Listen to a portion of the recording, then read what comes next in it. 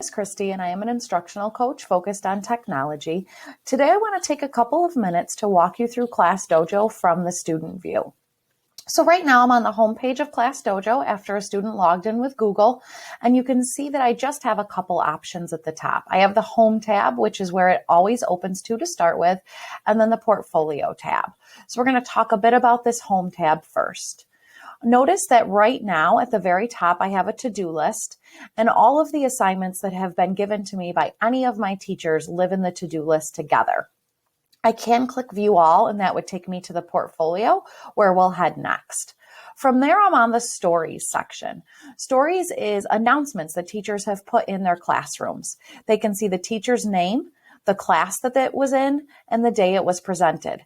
They can also, if the teacher has left this feature on, comment on it. So they might post some things here like activities for them to do where they aren't turning anything in. This is kind of an area where students take in information, take in resources, but don't necessarily interact and turn them into their teachers. Weekly overviews, information about meets. Over here on the left, notice that right now I'm in all. So in other words, I'm seeing any post from any teacher in the story, but I can go to just one class and only see the post for that class. So just for this class, there's one post. Notice here it says how many there were total for that class's story and how many are new today. Also at the top, a student can submit to the portfolio even if a teacher hasn't created an activity.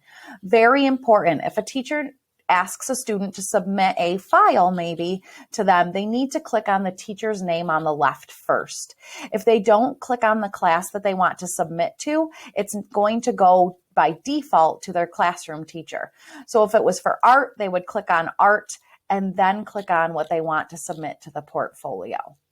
The student can change their monster if they would like by clicking the edit button if they'd like their monster to look a little bit differently. So while we're on the home page, remember this is where we see a short to-do list, but not all. We can add to the portfolio without being asked to by clicking on a teacher's name on the left. And then we can look at the stories or the announcements that teachers have posted by class. Let's go to the portfolio section, which is a little bit more deep. So the portfolio is where teachers assign activities to their students. And notice they're given a to-do list. It tells them what the activity is and the subject, and they can press start when they're ready to work on it. This little icon gives the student an idea of what that activity is. So this one is a video. This one's a photo they're going to take. This one's a drawing they're going to do. So to do this, they would simply press start, and they would be able to actually do this. This is a worksheet one. So in this instance, the student can click on the text tool and can type an answer. They can click on a draw tool and change the color if they would like, if they need to draw a response, and then they can hit hand in when done. If the student's not done and needs to go back and work on it later, they can hit save and it will save their work. Notice in the drawing worksheet section, they can also add a caption, a typed caption, or if they press the microphone button, they can actually record themselves talking about this. If they hit hand in when done, it's going to leave their to-do list. You can see they have some other activities to do here in both the photo and the video one. They literally open up a camera or the video on their computer and are able to record themselves or take a picture of their work to submit to their teacher. And then once they've submitted something, it shows up in their portfolio.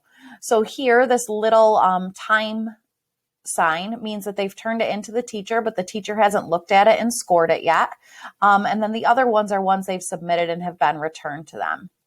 Notice that in my to-do list, I have this one that says draft next to it.